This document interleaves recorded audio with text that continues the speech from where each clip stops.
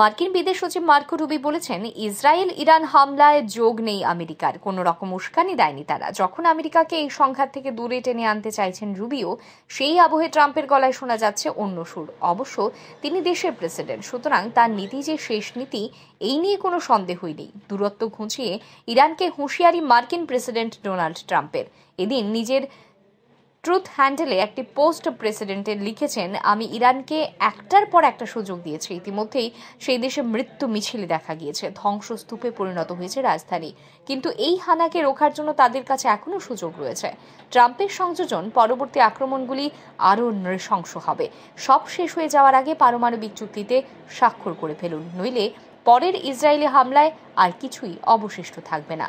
Israeli হামলায় ইতিমধ্যেই নিহত হয়েছে সে দেশের ইরানের রেভলিউশনারি গার্ডের প্রধান বা সেনাপ্রধান হোসেন সালামি। অবশ্য তার মৃত্যুর পরেই দেশের সেনাকে যুদ্ধ পরিস্থিতিতে সামলাতে নতুন প্রধান নিয়োগ করেছেন ইরানের সর্বোচ্চ নেতা আয়াতোল্লাহ আলী খামেনি। সেনাপ্রধান ছাড়াও মৃত্যু হয়েছে 6 পরমাণু বিজ্ঞানীরও। ট্রাম্পের দাবি, ইরানের শীর্ষ নেতারা ইতিমধ্যেই মৃত, ভবিষ্যতের সংকটে রয়েছে, কিন্তু এখনও সময় রয়েছে, চুক্তির পথে হাঁটুন। ব্যুরো রিপোর্ট, আর ই নিউজ।